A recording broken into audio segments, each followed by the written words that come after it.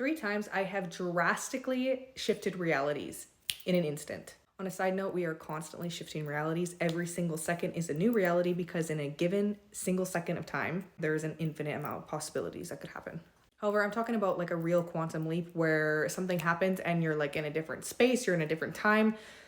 Something shifted so much that you're like, holy shit, I am in a completely different world. I also have a video of a guy telling me in Colombia, because I was living in the Colombian mountains, close to the Ecuador border in a small little village in between all of the volcanoes. It's very spiritual and indigenous there. There's a story of a guy who's drunk with his friends. This happened like this year or last year, and he was walking and they thought spirit pushed him and he ended up like hours away from his friends, like in an instant, and his friends couldn't find him. And he said it was really scary because he like blinked and he fell over and then he opened his eyes and he was somewhere like hours away from where they were in the middle of the night, and they were walking home. This is in the middle of the mountains. This is not like cities and stuff. I'm talking about like villages in the mountains. This happened. That's where I was living. That's besides the point. Let's get to my story of when I drastically quantum leaped realities. Make sure to follow me for more manifestation and spirituality concepts because I teach on this. I teach you how to manifest to connect into your guides and intuition. Regardless of your belief system, I work with you and your beliefs so that you are able to manifest and co-create in your life and create the life that you want or specific things that you want in your life. So this is not in any given order, but one time when I was living in Mexico, I did a portal meditation. I created this meditation for myself. You create a visual portal in your mind's eye at night and you tell yourself what kind of reality you want to walk through and you visualize yourself walking through the portal. I did that, got home at 10, went to bed. It was over a specific person, no contact. This person wasn't even in town that I was aware of. Did this portal meditation. I woke up to banging on my door at like 2 or 3 in the morning. Like 50 missed calls from this person. I am not bullshitting you.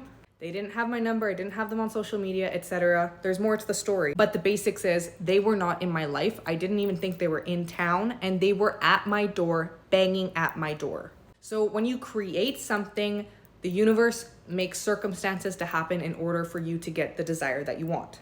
So in this case, something happened where they thought there was an emergency with me and they had to come to my house to make sure like everything was okay. But like I didn't even really know this person. We didn't even have each other's like social media or anything. And they showed up at my house in the middle of the freaking night. I don't even know if they've been to my house before that.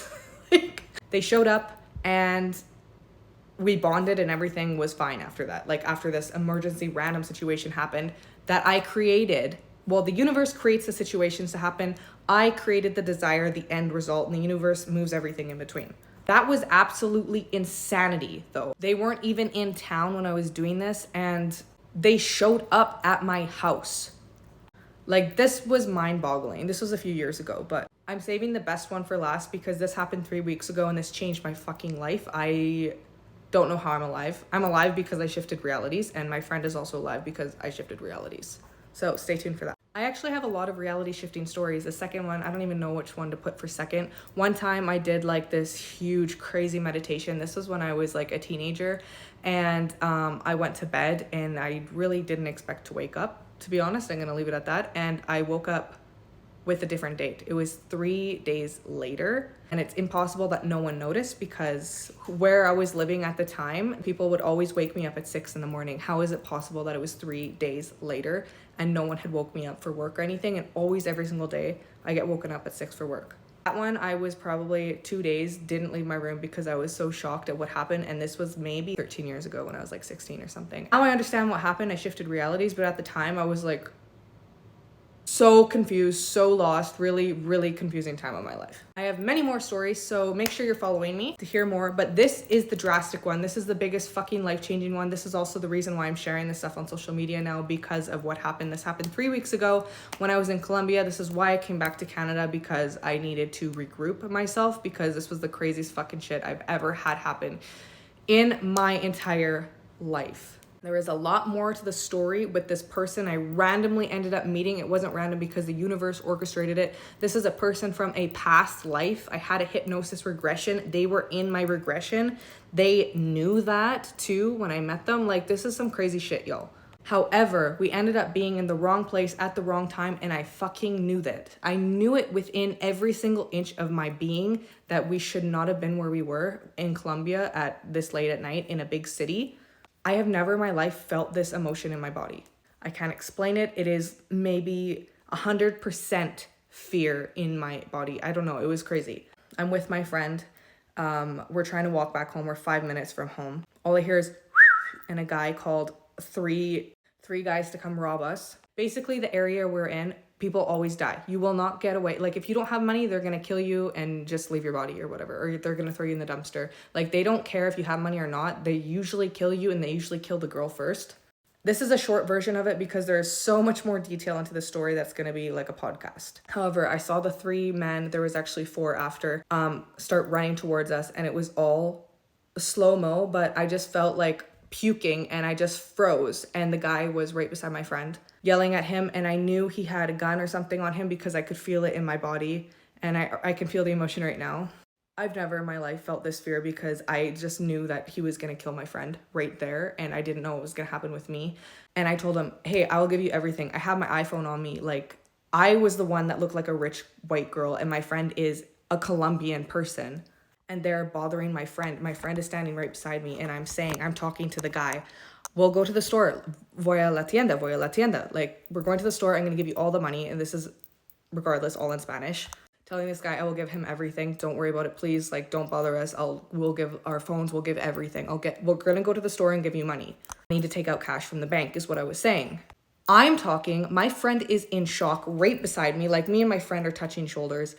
The guy is like touching shoulders with my friend right here. Huge 6'4" guy yelling at my friend's face what I'm saying. He's not looking at me. It's like I'm not there and I'm the one talking. My friend could not say a damn word because he was so scared. And I was saying, we're going to go to the store. I'm going to give you money. The guy is yelling at my friend. Oh, what are you going to get me from the store? Some fucking bread? Let's go to the store. Give me your stuff then. Buy me food. You're going to buy me food right now? Let's fucking go. Like, yelling at my friend's face, ignoring me. And he's yelling at my friend, but I'm talking to him and it's like I'm not there. He didn't look at me once, and my friend said, that's fucking weird afterwards. Let me tell you the story. I need to breathe a little bit. I'm still shaky. This was literally 3 weeks ago now. All I saw, it was 2 guys right then, and then I saw 2 more guys start running at us, and then I saw the knife, and I swear to God, I saw it go into my friend's stomach. I swear to fucking God, I saw him get stabbed. I did. And I looked at him, and I remember seeing his face like he took his last breath. I saw that facial expression. And I turned to him and I said, I'm so sorry. And I fucking ran for my life. And I looked back and they were all surrounding him. And I swear to God, I saw like the whole scene of him get stabbed. And they just ignored me. I was not there. Basically, I ran until I found the police. It's a really long story. The police weren't even going to go there because that's a dangerous area. The police will not fucking go in that area. I didn't know that till after. So I'm thinking my friend is stabbed and we're going to have to look in a dumpster for him. And I was screaming at God, my friend can't be fucking dead. You saved my friend. Like, you guys, I lost my fucking mind.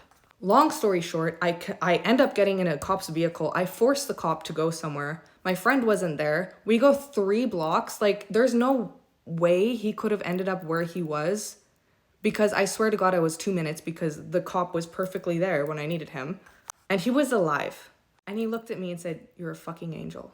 Thank you for saving my life.